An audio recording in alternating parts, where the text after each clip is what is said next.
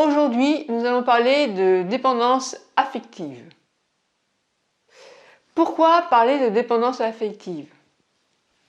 Déjà, avant, essayons une petite définition. Je change de lunettes. Alors, qu'est-ce que être dépendant au niveau affectif? On s'en doute un peu, puisqu'on sait ce qu'est la dépendance, on sait ce qu'est l'affection, enfin du moins j'espère.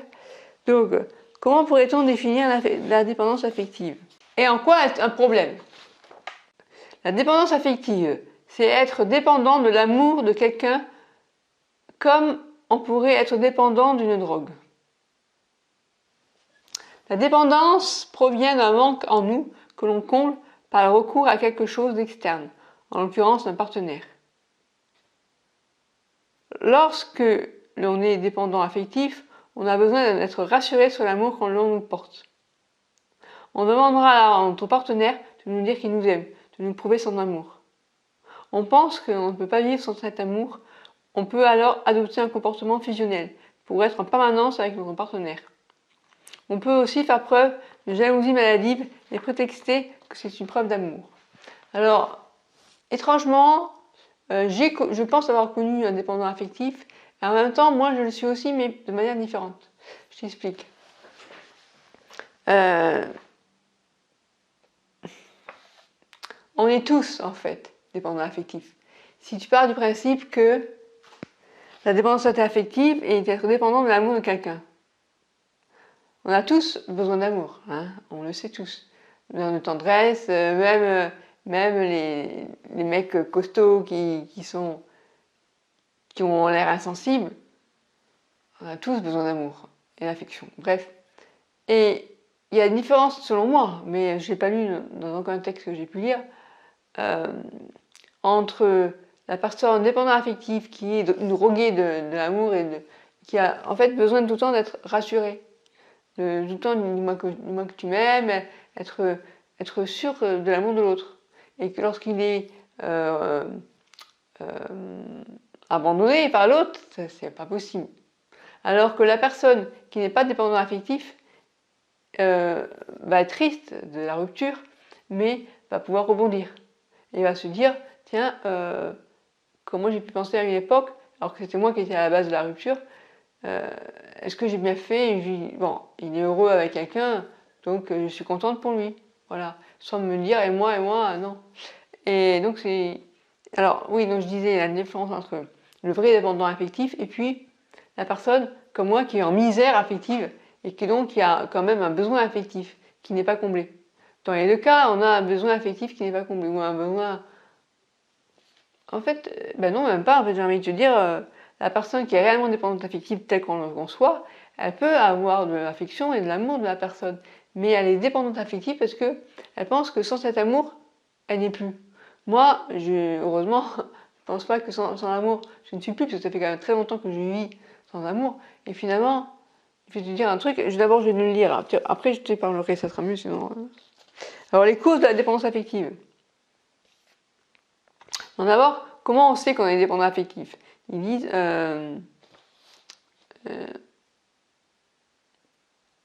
alors on peut considérer un état de dépendance affective si vous pensez ne pas pouvoir vivre sans votre partenaire, vous pensez que votre vie ne vaut rien sans lui, ou si vous avez besoin d'être en permanence avec lui, si vous ne pouvez pas rester seul sans lui, vous avez systématiquement besoin qu'il vous rassure sur vos sentiments. Et moi je me souviens d'une vie qui avait tendance à tout le temps m'appeler, mais c'est parce qu'il était amoureux aussi, on me disait ça. Parce qu'il était amoureux, c'est normal. Ouais, mais moi ça me saoulait parce que je trouvais ça un peu lourd à gérer. Alors les causes. La dépendance affective n'est pas une maladie. C'est notre manière de combler ses besoins qui est inadaptée. Donc, la manière de combler nos besoins qui est inadaptée. On reparlera après des besoins qu'on a en fait. C'est important de pouvoir les identifier. Tout comme nous avons des besoins physiques, nous avons également des besoins affectifs depuis notre petite enfance. Nous avons besoin d'affection et besoin de reconnaissance de la part des personnes que l'on aime et ou que l'on estime. Si nous avons manqué d'affection et de reconnaissance de la part de nos parents, nous pouvons alors développer un déficit affectif qui peut nous suivre toute notre vie d'adulte. On ne ressent pas de besoin affectif tant que ce besoin est comblé. C'est lorsque l'on manque d'affection que l'on ressent cet état de dépendance affective. L'intensité de ce besoin varie alors selon la situation et selon notre épanouissement personnel. Là où la dépendance affective pose problème, c'est lorsque l'on s'oublie dans la relation par besoin de cet amour et que l'on répète ce schéma de relation en couple. Sans jamais obtenir une satisfaction durable, relation en relation. Alors, ce que je dois dire, c'est que moi, je me sens dépendante affective dans le sens où j'ai beaucoup souffert de manque, pas forcément d'amour, mais d'affection, enfin de preuve d'amour, on va dire. Et quand j'en demandais à ma mère, c'était étonnamment trop Christelle. Ça lui faisait peur. Pour l'excuser, elle était orpheline à 14 ans, à 5 ans de son père et à 14 ans de sa mère. Elle a vécu dans un, non, pas un orphelinat. Elle a été placée, ouais si, on peut dire que c'est un orphelinat finalement. Sa tante n'a pas voulu s'occuper d'elle alors qu'elle s'est occupée de sa sœur. Enfin, elle a vécu vraiment des choses difficiles. Donc, en fait, elle a eu beaucoup de mal à savoir comment gérer l'amour qu'elle portait à ses enfants. Elle a été à la fois une maman très maman poule, et en même temps, elle ne savait pas trop combler le moment. Ici, moi, j'en demandais de l'amour un peu plus. Elle disait que j'en demandais trop. Donc, c'était à moi de étouffer cet amour. Et finalement, et mon père, par contre, lui, c'est à la mère de s'occuper des enfants. Moi, je m'occupe de faire rentrer à manger à la maison, quoi, en gros. Donc, ça c'est un état clair, et j'ai été surprise d'apprendre que mon frère aussi avait manqué d'amour. Lui, il disait, mes parents n'ont pas su nous donner d'amour et tout. Je l'avais pas senti à ce point-là, quoi. Et bon, bref. Et ce qui s'est passé, c'est que je me suis amourachée de mon grand-père. Comme vous savez, j'en ai déjà parlé, j'ai eu des abus sexuels de sa part. Mais ça a été, en fait, d'ailleurs, c'est compliqué pour moi d'en parler parce que quand, je me souviens, j'avais un copain de passage, on va dire, à qui j'avais parlé de ça, qui m'avait dit, bah, je comprends pas, moi, si ma grand-mère, elle m'embrasse sur la bouche, j'envoie une baffe, quoi. Je dis, mais, je comprends pas, quoi, ça n'a rien à voir. Ça s'est fait de manière insidieuse, là, on peut dire que j'étais vraiment dépendant, mais enfin, un enfant, et ouais, c'est clair que il se pose même pas la question, on sait qu'un enfant ne peut pas vivre sans amour.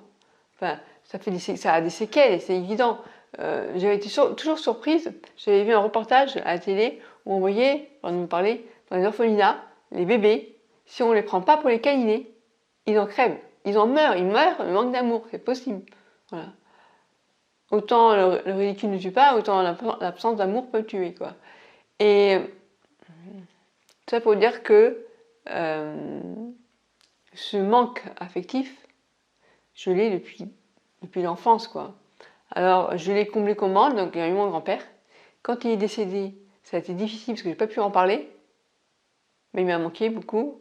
Et ben, on compense autrement. Donc, et puis, à un moment, arrivé à l'âge adulte, donc j'ai été très timide pendant l'adolescence, donc j'avais pas de petits copains.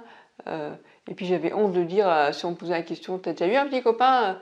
Non, mais j'ai déjà été embrassée sur la bouche par mon grand-père, ça se fait pas trop, quoi. Tu vois. Donc j'ai rien dit. Et puis après, il y a eu l'accident de mon père quand j'avais 21 ans. Et il y a eu un déclic chez moi, j'étais super timide. Et puis là, je me suis un peu dévergondée. J'ai fait un peu n'importe quoi. On pourrait dire... attends, comment? Je t'avais noté ça. Voilà, j'ai maltraité mon besoin de tendresse et d'amour par des relations sexuelles qui ne m'apportaient rien du tout. Hein. Parce qu'à l'époque, en plus, je n'avais zéro plaisir, j'étais bloquée. Et puis après, il y a eu Ludovic qui m'a apporté beaucoup de tendresse, lui. Mais après, du coup, l'amour qu'il m'a apporté m'a fait peur en même temps. Et je le sentais, lui, en dépendance vis-à-vis de moi. Et n'empêche que bon, ça a été le seul qui a compté pour moi, on va dire. Enfin, le seul. La relation vraiment qui a été importante dans ma vie. Et donc, comment on s'en sort de cette dépendance affective? Finalement, déjà, il faut prendre conscience qu'on est dépendant affectif. Il faut arriver à identifier ses besoins. Donc, et en fait, en gros, ils te disent il faut apprendre à s'aimer soi-même. Mais moi, je dis il y a une différence entre la personne qui attend trop de l'autre, qui est très dépendant, et la personne qui a un manque d'amour parce que ça fait des années qu'elle vit seule, et la solitude, la misère affective. Et finalement, on ne peut pas remplacer, comment dire, j'avais marqué un truc sur mon portable parce que c'est comme si tu disais, bon, tu manques de tendresse, bah t'es pas grave, tu peux pas te prendre dans les bras toute seule, ça paraît un peu difficile. Alors je vais te montrer un truc. Je vais te montrer un truc. Ah, et ça c'est un... Tu vois ça là? C'est super couffin. Quand t'as pas, c'est un gros câlin, il s'est mis plus rien. Mais le but de la vie, c'est pas de se passer des autres, d'accord? Le but, c'est quand même d'éviter d'être avec l'autre uniquement pour compenser un besoin. Mais moi, je ressens pas ça comme ça. Je me dis, si je vais vers l'autre, parce que je suis assez asociale, on va dire, un peu solitaire, c'est que vraiment, vraiment, j'ai envie d'être avec cette personne. Et quand je te parlais de maltraiter sa tendresse, son besoin de tendresse par des relations sexuelles, ça c'est quelque chose qu'on fait peut-être, j'allais dire toutes non, mais un jour ou l'autre. C'est pas que c'est quelque chose d'assez logique, enfin de facile, entre guillemets, facile. Tu te dis, bon, bah, j'ai cette personne dans ma vie, et de temps en temps, j'ai envie d'avoir quelqu'un qui me câline, et en fait, c'est des conneries, parce que franchement, le mec qui veut te baiser, il en a rien à foutre il n'en a pas de tendresse, quoi. Et puis, ça n'a rien à voir entre l'affection que tu partages avec quelqu'un qui t'aime et que tu aimes. Mais moi, en fait, je vais te dire un truc, j'ai l'impression que des mecs qui s'en foutent de la personne, de la femme, il va même pas la respecter. Alors que nous, même si c'est un one shot, le mec, on le respectera. Enfin, j'ai l'impression que quand même, on le respecte. Alors qu'une femme vis-à-vis d'un mec, j'ai l'impression qu'on est très, très un peu poupée gonflable, quoi. Et ça, c'est horrible. Et donc, c'est pas lui qui va t'apporter la tendresse que tu attends. Ça, c'est clair. Alors, attends, je vais prendre un petit coup de flotte et puis regardez ce que j'ai marqué.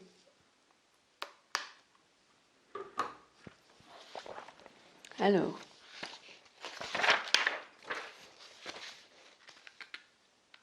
Ouais, alors, comment vaincre la dépendance affective? C'est arrêter d'agir pour plaire aux autres. Et en fait, ils utilisent par exemple de... En fait, voilà, il y a vraiment, je pense, la différence entre dépendre, comment dire, avoir un besoin d'affection et d'amour, tous sont là, c'est évident, et dépendre de quelqu'un en disant, c'est lui qui va m'apporter mon amour, cet amour que je veux. Et voilà, moi j'ai l'impression d'être dépendant, une dépendance à l'amour, pas une dépendance à une personne qui va m'apporter. Et on a tous, comme ce besoin. Donc moi j'ai marqué les besoins, identifier ces besoins. Qu'est-ce que j'ai identifié comme besoin?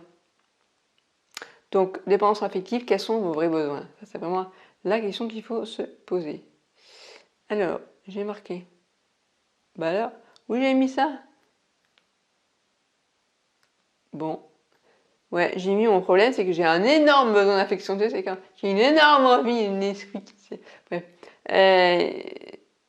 Mais il faut qu'il soit partagé. C'est pas avec n'importe qui voudra de moi, tu vois. C'est pas parce que sous prétexte que j'ai un énorme besoin à combler, je veux prendre n'importe qui. Non, en plus, c'est pas à combler, c'est satisfaire ce besoin. On a tous besoin d'amour et le partager ensemble, en fait, si tu veux. Mais sans dépendance.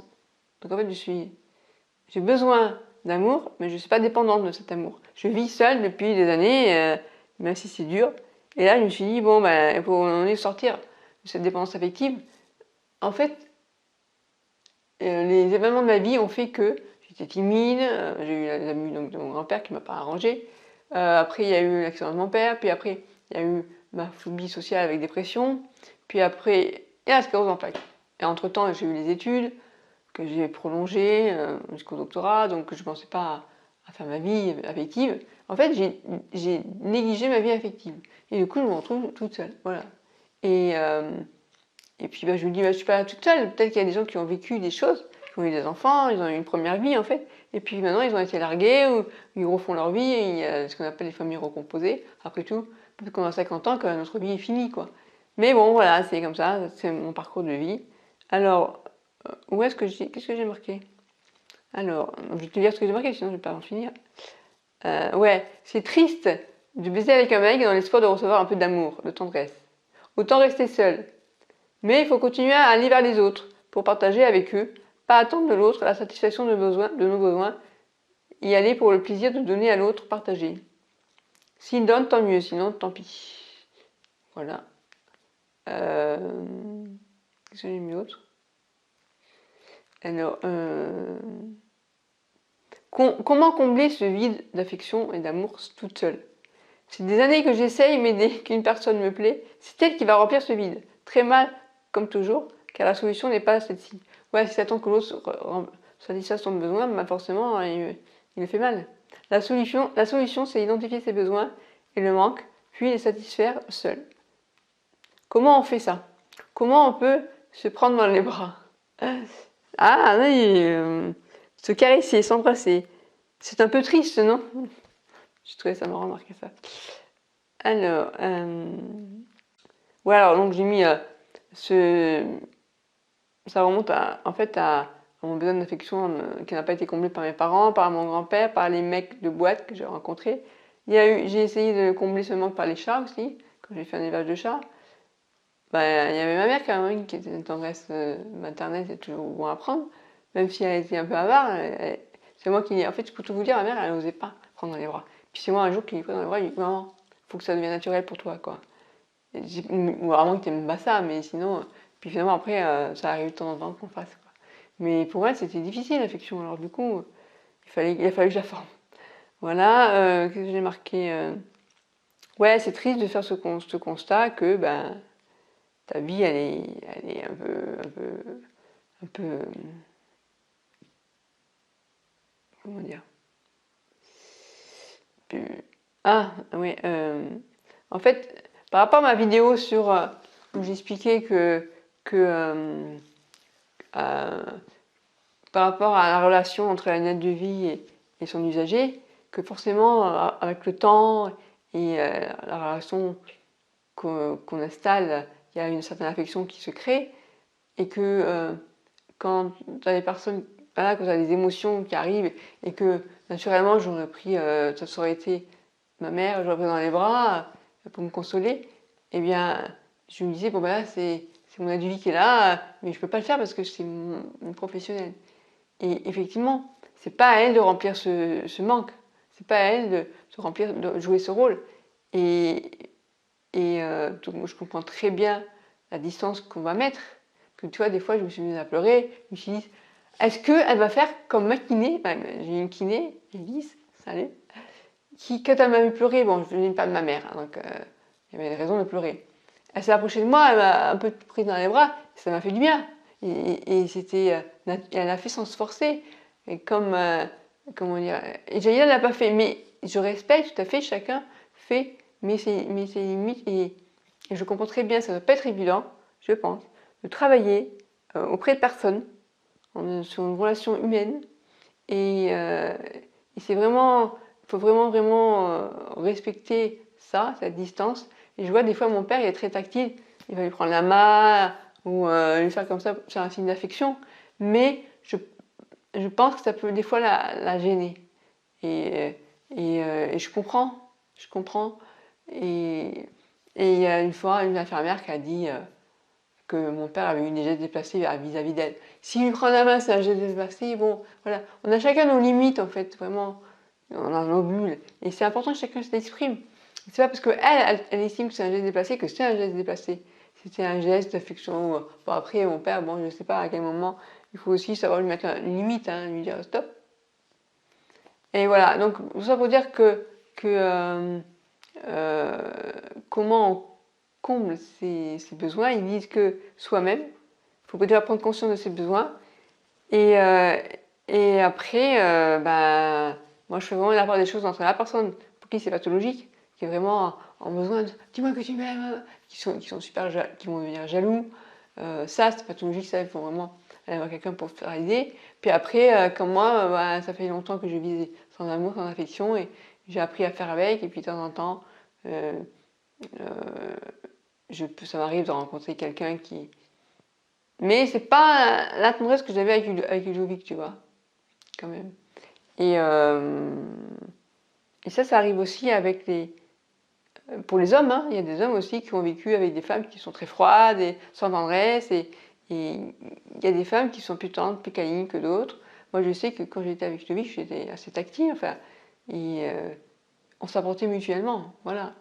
Et ça, on ne va pas forcer. On ne va pas forcer les gens. Les gens, ils sont tendres ou ils ne le sont pas. Et bon, moi, ma mère, je l'ai un peu forcée. Mais elle me dit toujours, t'attends trop, tu en demandes trop. Comment on peut en demander trop? Moi, je vois, quand j'avais 5 ans, je lui courais dans ses bras et elle m'a envoyé une baffe pour me dire, tu m'as fait mal au dos. À l'adulte, je lui dis, mais comment tu pouvais réagir comme ça vis-à-vis d'un enfant, même si t'as mal au dos, putain. Tu en fous pas une baffe parce qu'elle te saute dans les bras. Et ça m'a toujours épalué. Et d'après mon frère, c'est ma mère ne pouvait pas donner d'amour, bref. Voilà. Donc, ça pour te dire que la dépendance affective, je pense qu'il faut vraiment distinguer les deux. La vraie dépendance affective, c'est pas ce dont je te parle moi. Enfin, c'est vraiment la personne qui attend que l'autre lui comble ses besoins. Et c'est pas du tout l'objectif d'une relation à deux. Voilà. Même si, au fait, en réalité, on a chacun des besoins et on ne va pas se mettre avec quelqu'un qui ne satisfait aucun plaisir. Comment dire? Il faut aller vers l'autre par plaisir et pas par besoin. La nuance est un peu houleuse. Je ne sais pas je trouve qu'est-ce qu'ils disent exactement, comment ils font la différence. Alors là, je vais te parler maintenant de l'article de Maxime qui dit la dépendance est un sentiment de manque puissant, un besoin douloureux qu'il est nécessaire d'assouvir. C'est son article Comment en finir avec la dépendance affective et émotionnelle. C'est également un manque en nous que nous cherchons à combler par l'extérieur. Une fois trouvée cette chose à l'extérieur, elle nous est indispensable et nous en sommes dépendants. Manque affectif. Cela devient nécessaire, pour ne pas dire vital. On ne pense qu'à ça, elle nous hante. Il existe différentes formes de dépendance, le sport, le sexe, la nourriture. C'est une addiction, une drogue plus ou moins dure. Si ce manque est affectif, sentimental ou sexuel, il nous faut trouver une personne capable de combler au mieux ce manque. Cela semble tout à fait légitime de vouloir se débarrasser de ses souffrances. Seulement voilà, une relation amoureuse n'est pas faite pour combler un vide en nous. La seule et unique solution pour se débarrasser d'une dépendance est d'aller voir dans notre propre inconscient ce manque, puis exactement de voir l'idée que nous faisons de ce manque. Il est parfaitement illusoire de vivre pleinement heureux en utilisant l'autre afin de combler ses vides. Pourtant, cela peut même se faire à notre insu, si nous ne sommes pas conscients nous-mêmes que notre motivation à entrer en relation est de combler un vide. Et c'est en cela que les relations amoureuses sont excessivement efficaces et croissantes pour nous, car l'amour et la dépendance n'ont rien à voir et vous saurez très vite de quoi est fait votre couple. C'est une question de temps. La dépendance se trouve en nous et non à l'extérieur de nous. Si vous considérez que l'autre a le rôle de combler votre vide et donc de vous rendre heureux, vous êtes alors en attente que cette même personne fasse quelque chose pour vous, à savoir combler votre vide ou votre manque. C'est une chose impossible bien sûr puisqu'elle est en vous et non à l'extérieur. L'autre aura beau faire tout ce qu'il ne pourra, ce ne sera jamais assez pour remplir votre vide. Une personne viendra me sauver de ma dépendance. De plus, cela veut dire que votre bonheur dépend de quelqu'un d'autre. Et si votre bonheur dépend de ce quelqu'un, vous aurez donc besoin de lui. Voilà, ça me fait penser à ma mère qui disait tu en demandes trop. Et moi, je me disais non, c'est pas possible qu'on me dise ça. Si je demande trop pour toi, pas pour. Bref. Alors, s'il y a des gens qui sont dépendants affectifs, il y a peut-être des gens qui sont en carence affective, en carence de donner de l'affection. Et ça, c'est dur. Si tu as d'un côté quelqu'un qui est en dépendance affective et l'autre qui est un radar affectif, t'es mal barré.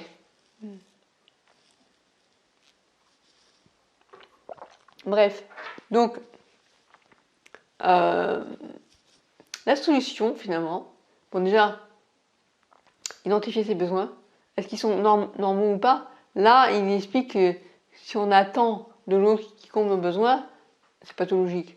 Mais c'est toute une question de nuance finalement. Parce que c'est normal d'attendre de l'autre quelque chose. Enfin, dans une relation, on se complète.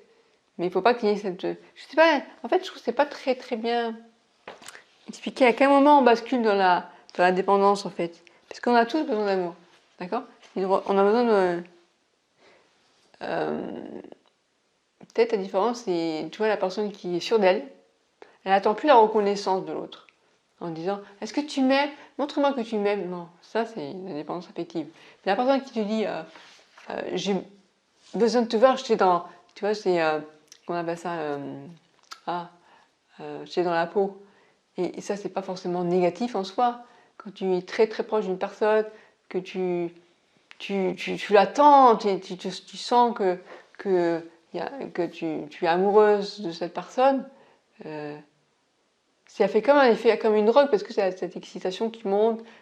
Quand elle n'est pas là, tu ne te sens pas bien, mais c'est pas une dépendance négative, selon moi, parce que tu n'es pas à prendre uniquement, tu donnes aussi. Quand tu attends la personne, tu veux aussi lui donner. C'est pas juste prendre pour combler un besoin, pour combler ce vide.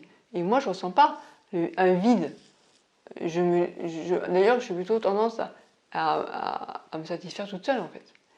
Mais il y a des fois où ça devient lourd de se dire je voudrais échanger, quoi. Et être dans l'échange, et dans le don, et donner. Et finalement, c'est un peu ça qui me manque plus. Tu vois, je me dis pas donne-moi de l'amour. Je dis plutôt lui dire accepte que je te donne de l'amour. Et en retour, j'en reçois en donnant. Je ne sais pas si c'est très clair ce que je raconte, mais c'est comme ça que je ressens. Donc je ne pense pas être une dépendance affective. Par contre, j'ai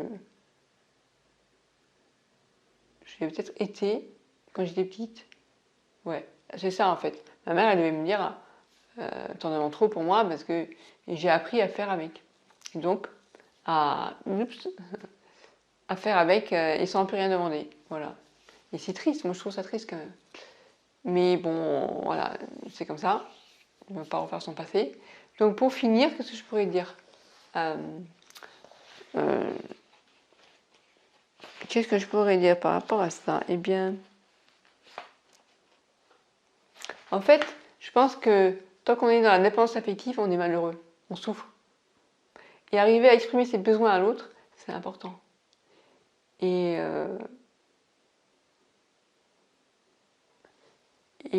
comment je pourrais dire ça?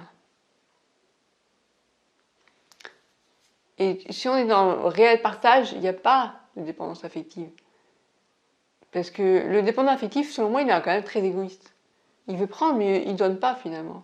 À aucun moment, le dépendant affectif, il dit j'ai trop envie de te donner. Non, lui, ce qu'il veut, c'est prendre pour combler ce vide. Et moi, je ne sens pas ce vide. Je suis bien toute seule, mais ce que je recherche, c'est le vide où j'ai. Ce manque, c'est le partage.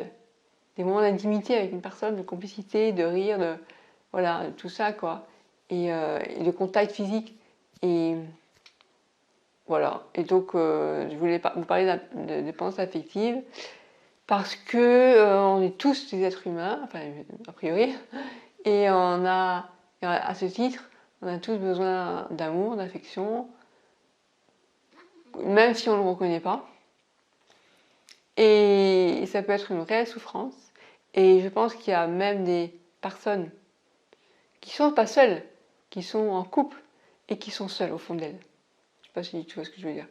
Et puis, bon, moi, c'est pas une expérience que j'ai faite réellement, de me dire, mais je pense qu'il doit exister des couples qui sont ensemble depuis longtemps et qui finalement ne partagent plus rien. Et au lieu de se regarder en face et de dire, bon, allez, il y a un problème, parle-moi de toi, tes besoins, quels sont tes besoins, tes désirs, tes envies, qu'est-ce qu'on peut partager ensemble ou pas partager.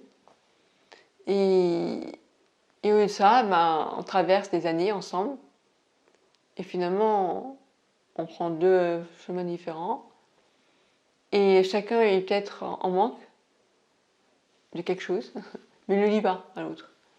Et finalement, c'est deux vies parallèles qui, alors, en rigolant avec Jaïla, des fois, bon, ouais, je le dis.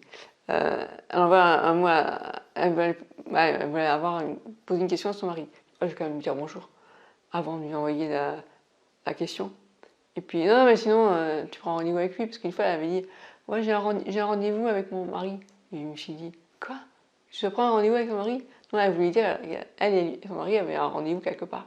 Puis ça m'a fait rigoler, et du coup, à chaque fois, je la chambre là-dessus en lui disant ah bon? t'as rendez-vous avec ton mari. Voilà, et c'est vrai que dans les couples, parfois, on est dans la routine. Et bon, je ne vais pas trop en parler parce que c'est pas mon cas, je suis pas en couple.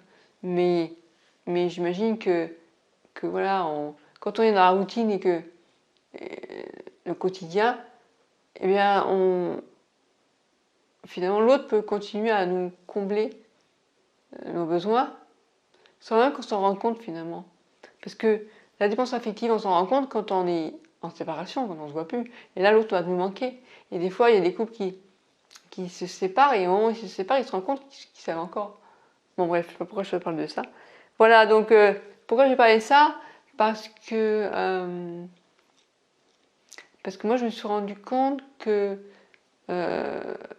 voilà, je vais bientôt aller voir un neuropsychiatre pour travailler sur le MDR, pour traiter mon problème en traumatisme d'enfance, pour régler mon problème digestif, parce que d'après le gastro-entérologue, ça viendrait de là. Et donc, je réfléchissais à tout ça et je me dis, mais quand même, avant même les abus sexuels, le gros problème que j'avais, moi, c'était le manque d'amour, le manque d'affection que je ressentais. Et je l'ai nié parce que je ne voulais pas dire, j'étais en manque, mes parents m'ont pas assez aimé ou mal, ou je sais pas, enfin, ouais. Et du coup, j'ai été voir mon grand-père et il a profité de cette situation finalement.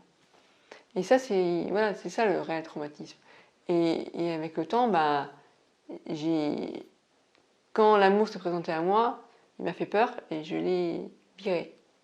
Et maintenant, je me dis, il serait temps de changer cette situation. Voilà, donc je vais m'arrêter là, juste pour vous expliquer que la vie et l'amour, c'est pas évident. C'est pas évident. Bon, allez, j'arrête là parce que ça fait quand même. Attends, 32 minutes que je parle. Pas mal, j'avais des choses à dire, hein, tu vois, sur l'amour, même si je pratique pas beaucoup. Bon, allez, ciao, ciao.